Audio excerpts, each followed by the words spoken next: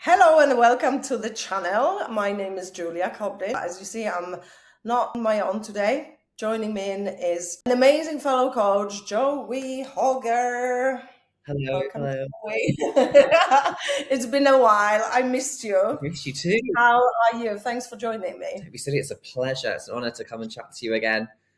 Absolutely. So today's subject is quite a risky one. I would say, we gonna be unpacking the subject of pressure of men versus women that they're experiencing in fitness, and trying to understand why actually most people's body image nowadays is somehow in the trenches because of certain standards, unrealistic standards. So we'll be trying to see if we can agree on anything, why this is happening, what's the reason, and whether the perception between women aesthetics and men's aesthetics differs anyhow. We'll particularly be focusing on gay male aesthetics because Joey works with gay men in particular, and female 35 plus aesthetic because that's who I work with. So, Joey, who's experiencing more pressure, do you think, men or women in fitness? I think it's really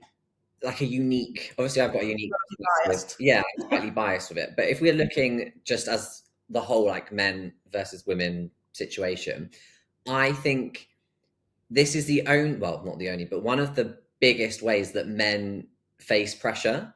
Stereotypically, there's not a lot of pressure put on men aesthetically, whereas women, correct me if I'm wrong, but you have lots of pressures of external pressures of looking a certain way and doing certain things and having to like look and fit into certain sizes and all this kind of stuff that's added. I think men have not really had that much external pressure to look a certain way put on them until quite recently. And I think that's probably through social media, through influencers, all this things that we're blasted constantly at of looking like a certain way with 5% body fat, massive arms, being able to run marathons in sub 3 hours. All of these external factors coming in, I think now have given men that extra added layer of, oh, I need to be able to do this as well then, whereas it's not maybe been the case before. So I think it's maybe a new thing for men to kind of tap into. It's funny you saying that. You know what we say among women? Mm. That men needs to be just funny and intelligent and slightly more attractive than the devil, and that's enough. But it seems like things have changed, right? And you started talking a little bit on the reasons why and where it's coming from, and you mentioned social media. So, would you say that the social media and the internet have set those unrealistic standards? And if yes, in what way? Yeah, I think the at the right at this current moment in time, I think we have access to more information than we've ever had ever. And it kind of can lead you down two ways. It can lead you to the way of going, right, I can take that information, learn from it, and build upon it. Or it can take you down that negative comparison route where you go, oh, they look a certain way. Why don't I look a certain way?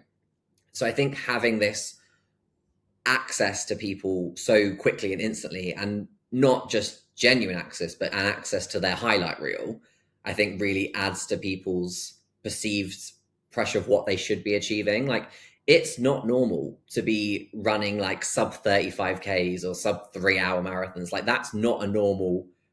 Or be below 7% of body fat for men or 12% for women. Exactly. And I'm glad you're saying that. I think 100% social media has a lot to say.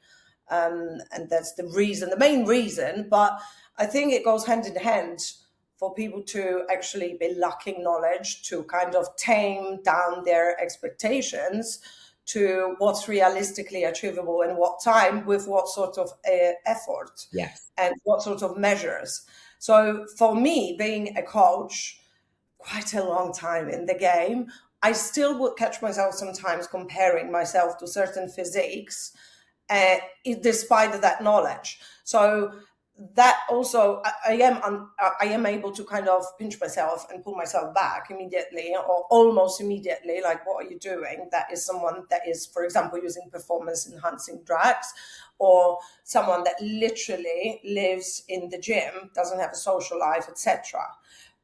But still, nonetheless, I do find myself comparing to certain people. And in the past, I had to totally clean my followers, not for those that I follow, not my followers. Hello, I never get rid of you.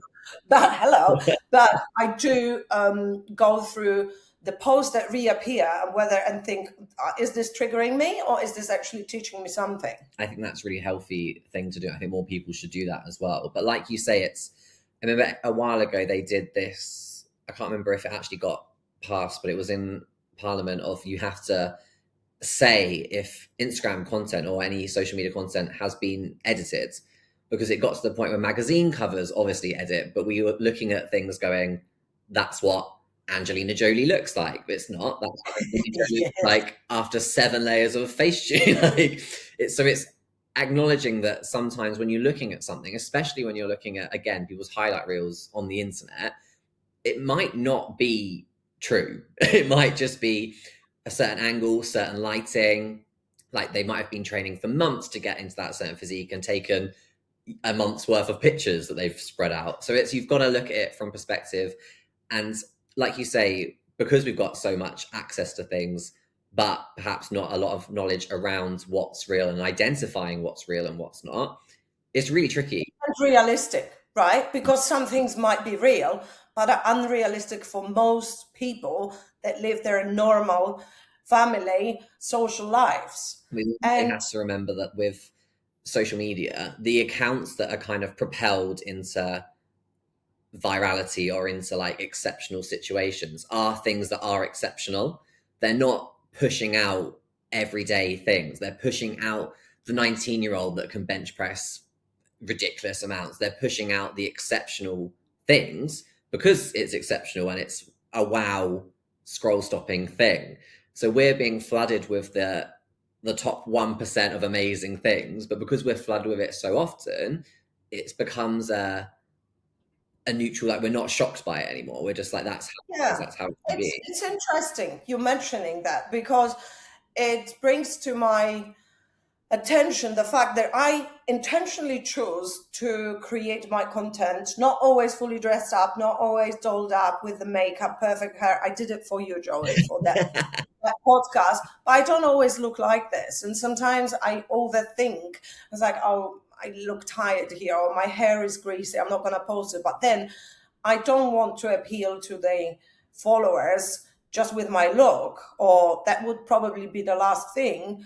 I want to appeal with my knowledge, help them with understanding fitness and their journeys and overcome the bottlenecks in their journeys. But I am fully aware that it might cost me virality, visibility, and certain number of followers. I also don't favor only the us angles.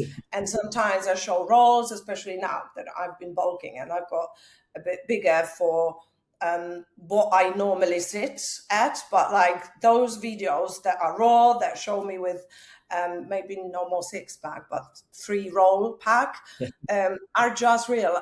And I choose intentionally with full awareness to post them. And I think I did a post about this the other day because I did a question box on Instagram, and someone basically said, like, why are you not posting as many topless pictures as another coach? Yeah.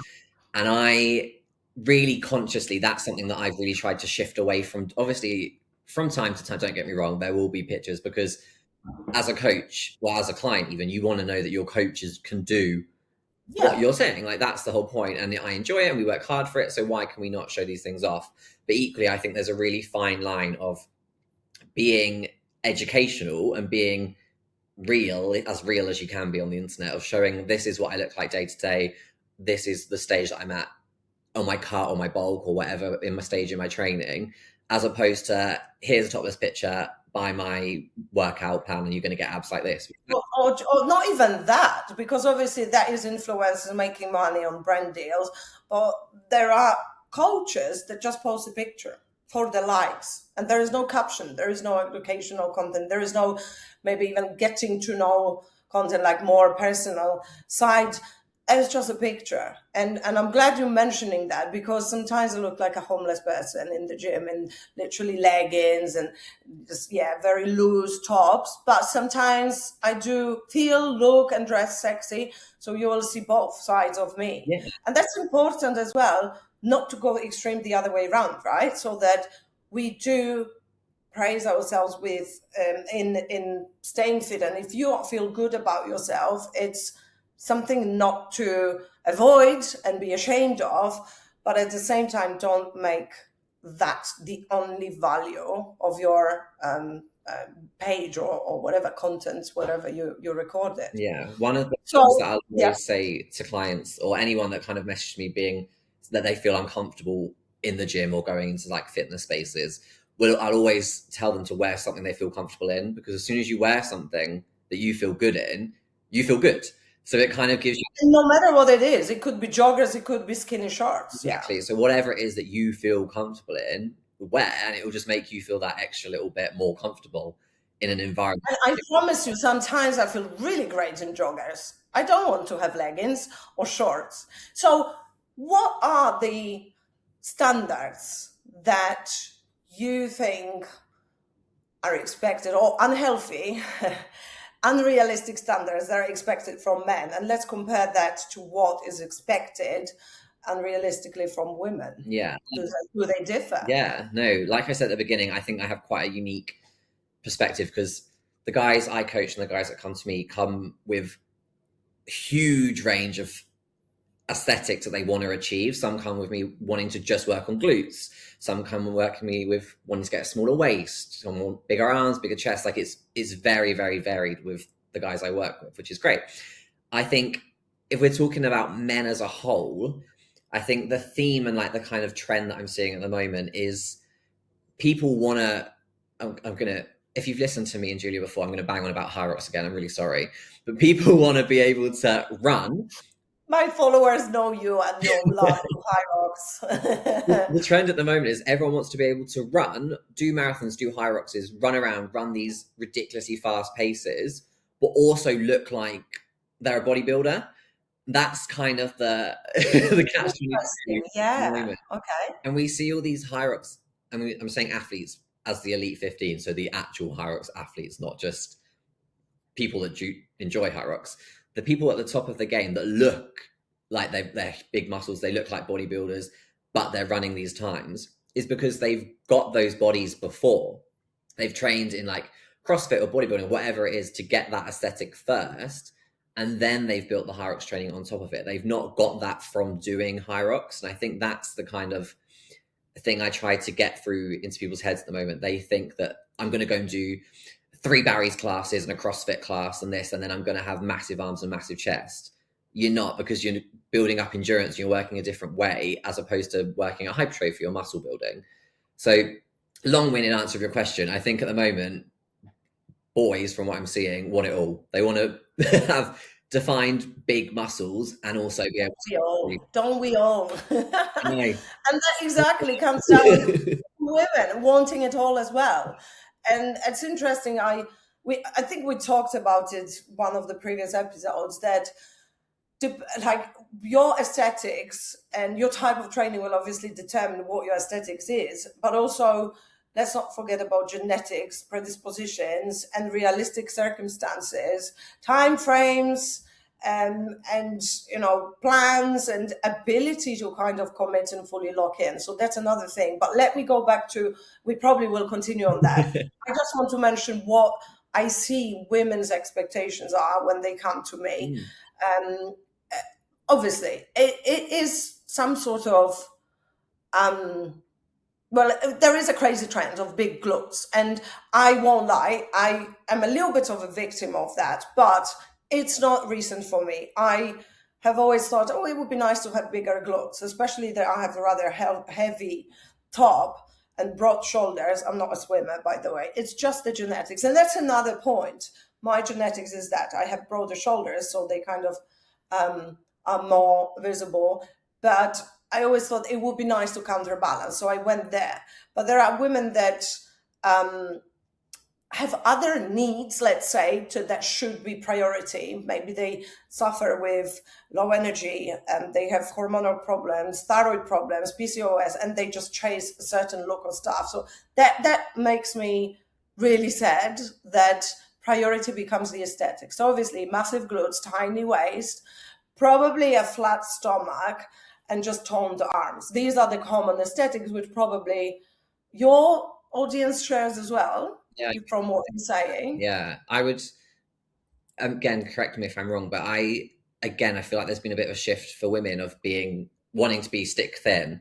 I'm just wanting to focus on fat loss and losing weight. And now it's kind of maybe shifted, again, correct me if I'm wrong, a bit more towards gaining muscle. There's probably a balance of the two. Well, there is a confusion Hmm. because women still do feel or think and believe that losing weight is what they need, what they want, whereas what they need really, from my coach's experience perspective, is they need to build more muscle, more strength, more stability, more structure, more consistency. That doesn't come from chasing skinny and shrinking. And again, we're coming back to the expectations and lack of knowledge. So certain expectations just stem from the lack of knowledge of women doing also wrong type of training, wrong intensities, wrong exertion levels. And I don't think women, and probably men as well, but I work with women, so I'll focus here, don't lack effort. They already, most of them have some structure. They are committed. They're just doing the wrong things So, and still fearing lifting heavier weights, thinking they get bulky. Do men fear they will get bulky, by the way? yeah, well, this is what I'm saying. Again, it's a massive pendulum. There's some guys, but I think if I touch on what you just said there, some people that I speak to, I'm sure you get it as well, come with me to a really clear idea of what they want to achieve. And what I've started doing now, which is I think has been really beneficial for me as a coach, is they've sent me what they want to achieve. So a picture of A picture, yeah. this is what I want to achieve. And then I speak to them and they're going, yeah, well, they've come to me originally going, I want to work on fat loss. And then they show me this picture and I'm like, well, to get from where you are to this picture, that's not fat loss, that's muscle building. So it's like you say, it's reconditioning people's what they believe they should be doing. And I think that is really hard to do and also takes a really high level of trust in your coaches to go, okay, well, I trust that my coach is going to do that to benefit me and not as a detriment. But it's really, really tricky sometimes to get that through to people because we've all been conditioned, well, not all, most of us have been conditioned that we want to Women for sure. thing. Women for sure. And I'm glad you're saying that because most women that come to me, they come to me already starved on the months, if not years, of severely undereating, way below their maintenance, and expecting fat loss, thinking that that's what's required to tone. And that famous phrase, I just want to tone, means nothing else but actually what you need and where you are now, you're under-muscled, under-fueled, extremely fatigued, and what you need to do is go back and start eating more first and foremost to build that muscle because there is nothing to define, there is nothing to reveal just yet, and that's what they're banging their heads about. They fries their brain. They come for fat loss and just toning, and I ask them to eat more. That comes with a lot of obviously pressures from the internet. I still feel that despite the trend of a big glutes being so prominent nowadays, I still feel the shrinking small culture is very, very much present in women's heads and in women's societies, celebrities' world. I was going to say, do you feel that that's come back quite recently? Because from obviously we've had like the GLP-1 wave come through over more into the UK, and we've seen certain like celebrities and figureheads that have been not known for being a certain size, but have always been a certain way and kind of advocated for that, have all of a sudden taken these GLP-1s or have gone on these diets or whatever it is that they're doing and have significantly shrunk themselves. Do you find that has had an effect on what people are coming to you asking for? Massively. And I even did a reel that went totally viral. And I would say, low-key lynched by probably 60-70% of people that have seen that reel. It was about Angelina Jolie, which I love, and she's an amazing figure. She's done a lot of amazing things. She's her earlier friend of the pod. Yeah. So the goal of the reel was always to draw attention to her extreme thinness, but also Yeah, and it was with reference to Ozempic and the extreme culture of red carpets, putting unrealistic standards and pressures on women. Again, are we going back to the 80s? I think we might be, despite the glute dream. And that's the funny thing, that you can't obviously grow glutes on that. But I was also wanted to say, since we're talking about Ozempic, GLP-1, that the women that we see on the red carpet that got actually skinny, but you would say they have some shape, they maintain, like Demi Moore, yes, skinny like my little finger, literally, tiny little thing, but kind of, maybe for some women, that's exactly the look that they want to achieve. First of all, if that's you, I'm not your coach. But secondly, those women, it's worth mentioning, have already been strength training for a while. So they did have certain look and rather a small petite physique. So women that come with certain amount of body fat, never strength trained, and they jump straight into Ozempic, they're not going to end up looking like that or anywhere close. They're just going to have the same body, just in a much smaller size, with less muscle, broken metabolism, hormones. And recently I found out hair loss. Yeah. On that. I think it's really interesting. If we again go onto the red carpet thing, maybe this is just my algorithm, what I see through things, but we're shown more women on a red carpet than we are men. And if we're showing men on a red carpet, they're normally in a suit or they're more covered up than the women, let's say. But do you think that perhaps, well, obviously what we're being fed is what people aspire to be, right? Like these celebrities are what have been put there for us all to aspire to them in some kind of way. That's like the figurehead of it as a whole. And I just think maybe because we do see more women in less clothing, let's say, like with their arms out or with their legs out, whereas we don't get that as much with men on a red carpet or in public events. Do you think that maybe has a factor into things like, for instance, the Met Gala? Did anyone come to you after that being like, I want to look like XYZ? Or luckily not, because I think I'm speaking quite clearly, openly and firmly about what I stand for. And most of my content relates to muscle building, functionality, longevity, and feeling sexy, confident. And that doesn't come from that thinness. That is based on heavy restriction, hyper focus, and totally toxic relationship with fitness and food. So I think like anyone that wants just to get skinny wouldn't come to me as a coach, wouldn't even start conversations and follow me at the first place. So I don't have those conversations, but I do have a lot of concerns from women going on higher calories, like, are you sure you know what you're doing? I want to lose weight, why am I eating more? So that comes, but this is absolutely normal and expected by me because of the lack of education and obviously being stuck in that 1200, 1500 calorie spiral. I had this conversation with a client, well, several clients last week about cravings, about why they're craving certain things or they've all of a sudden got cravings. And for me, that flags up that you're not eating enough. If you're craving something, it's because you're doing. I wanted to say that, yeah. So it's like what we're saying here, isn't it? If you take something away, you probably want it more. If you can't have it, it flips a switch. But also, it's just the amount of food, and people don't understand it because they refuse themselves a second helping of rice, but then for the price of having crisps, like, oh, I don't want, like, I do still want those crisps. Like, I'm telling you now, from funny, a recent bulk coming out of really surplus calories. So that's not what I recommend to everyone. But even if you're on maintenance calories and your diet is based on whole foods, you're not going to be craving the snacks as much, almost at all. Because I used to have a sweet tooth, but I realized it was only when I was under eating on whole foods. So the switch is hard. It's hard to believe until you experience it. But most people are so reluctant because they feel I'm going to save space for those crisps and not eat rice or potatoes or whatever it is. So it's the absurd and paradox, yeah.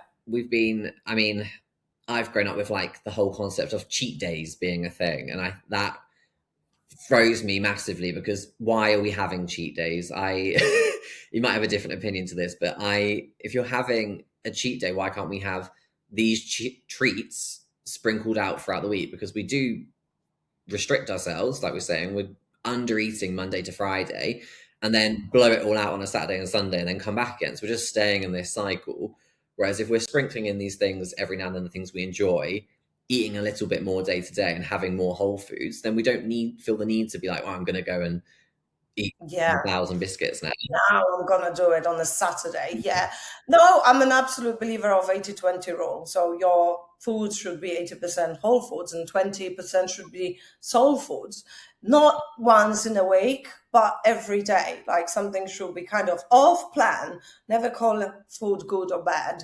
It's just either fueling you better or worse. Yeah. But 100% a fan of flexible eating. There is nothing wrong. That's why the data-driven diets are so good and the macro balancing is so good. And I feel people just lack knowledge because it takes time to understand macros. And it's easy. This is the thing. And and that people things that are quick and easy. We want the everything done yesterday attitude. So having to spend time learning about macros perhaps isn't as appealing as just going, well, I know that if I'm eating less, perhaps I'm going to lose weight. Yes, you might be losing weight, but not in a way that you think is going to get you to where you want to be. Yeah. No, 100%.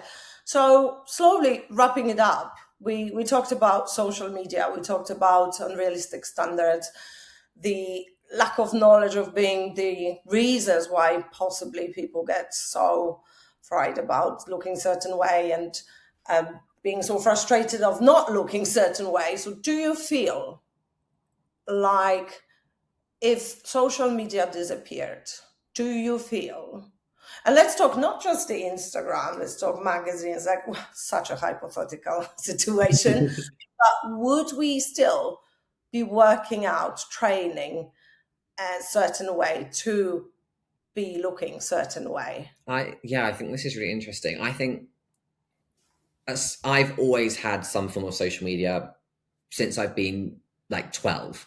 So I've always had that. I've always had some aspirational thing that we're trying to achieve, or someone looks like this. And perhaps when I was younger, it was more of a negative comparison of, I want to look like that. So I'm going to do something extreme to get like that. I think in a hypothetical world, if we didn't have social media, it's tricky, isn't it? Because it's then again what environment you're in. If you're in around people, you tend to assimilate to what they're doing, right? So if you are now in a gym environment and social media went, perhaps you would still have that mindset. But if you were younger, let's say, if it was a child, and we don't give social media to people under 18, which I feel like we shouldn't do anyway, it might have a different reframe of what they're actually seeing in person as opposed to what they're being fed. Like, I think fitness is so important for younger people to be able to feel good about themselves. And I like that the current trend is people aren't going out as more, they're going more to gyms and more to like fitnessy events. That's kind of the trend. People going to run clubs as opposed to bars. And I think that's great. And I think we should keep that mentality going. And maybe that wouldn't be possible without social media. I don't know. It's a catch. I know, it's a toss. And well, it's such an abstract situation of not having social media, because that's what somehow I believe makes the world go round, unfortunately or fortunately. But I think the bottom line is that sadly, some institutions, brands, corporations, whatever you name them, influencers or individual people, just made proper business out of people's insecurities and lack of knowledge. So I think we should just be very honest with ourselves, who we follow, why we follow those people, what we get out of it. Do they trigger us? Do they create more body dysmorphia, or are they educating us? Are they genuine and real?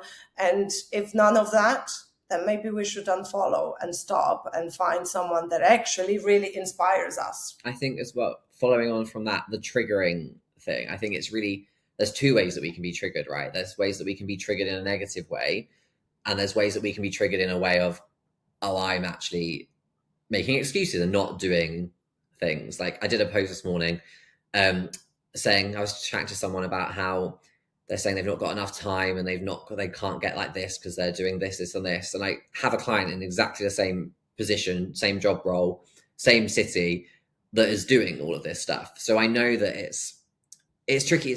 It's uncomfortable to hear perhaps that maybe you're not prioritizing things, which is fine. You can prioritize what you want to, and everyone has different priorities. But it's about the excuse making, I think, is really interesting. Of we have access to all of this stuff now, where we can achieve pretty much everything that we want to achieve from a fitness point of view if we put the time and the effort into doing it. But it's hard and it's difficult and it's time consuming. So it's whether or not you want to dedicate that time to it. I've gone completely off topic now, but you know. Actually, you also raised another good point. You see, I was wrapping it up, but I cannot not mention it's important not to demonize social media because there is lots of good stuff there. You just need to find the right thing and be totally, like I said, be totally honest whether what you're following and looking at is making you feel bad about yourself. Take into consideration people's genetics, lifestyle, circumstances, time frames, and maybe even performance enhancing drugs, especially in the men's physiques culture, although so many women do it around nowadays as well. And you're being John or Amy, living your family life and working X amount of hours, you have just limited tools and opportunities to get somewhere. But at the same time, look at people that help people like you, John, like you, Amy, and maybe follow more them because they are more realistic and relatable. Do you think that maybe if we had more rules in place with social media, like to acknowledge things, as like we were talking about earlier with the airbrushing and the face? Are you using performance enhancing drugs? Well, nice question. Yeah, like, I'm not. As an influencer, let's say, or a person that's on a public platform, do you think that there should be a responsibility to admit to these things? What do you think? I think so, because I mean, it doesn't take away from the work ethics and discipline and applying all the structure to what they do, but it does indeed enhance their performance, their looks. So people should be aware of that. It'll be And for women chasing the massive glutes, for men chasing the square, juicy shoulders, they should know, oh, that guy is actually on peptides or on steroids. And then maybe their kind of God image would collapse a little bit. It would be really interesting to see, like, if we go back 5-ish, let's say, years, no one would admit to doing Botox. Like, it was kind of, do you know what I mean? No one would say, oh, I've got Botox. It would just be like, yeah. No cheating, yeah. It's now, like, it's not a big deal if someone goes, oh, yeah, I get Botox. Who cares? Like, it's not that big of a deal. So I think maybe it's one of those things that in a couple of years' time, will we just be like, yeah, we get this done, this is how it works, and it's more, like you say, accessible to someone going, oh, I can see that they've done this, so it's fine, they've acknowledged that they've done this, as opposed to just going, I look like this now, by the way. Yeah, I mean, if you have a big following, you also need to take into consideration you're responsible for what you create. But sadly, it's very rarely the case. The bigger the following, the more dissociated you are with the followers and the less responsibility you really take what comes there, and you care about, unfortunately, sadly, money and brand deals and stuff. So anyway, we could continue forever. I feel like we didn't completely exhaust this subject. Maybe we can come back in part 2. Why not? But that's a wrap for now. So thanks, Joey, for being with me. And if you like this episode, if you like and are interested in who Joey works with, what he does, what he stands for more, follow him on Instagram. What's your Instagram, Joey? It's Joey, Joey, and then the letter J, and then Hogger, Hogger. Great. And the same, likewise, if you enjoyed listening to me and you still don't follow me on Instagram, follow me on Julia Cobry Fitness. And I'll see you soon on the next one. Joey, I hope you'll join me now on a regular basis like we used to. Thanks for today. Thank you. I'll talk to you soon.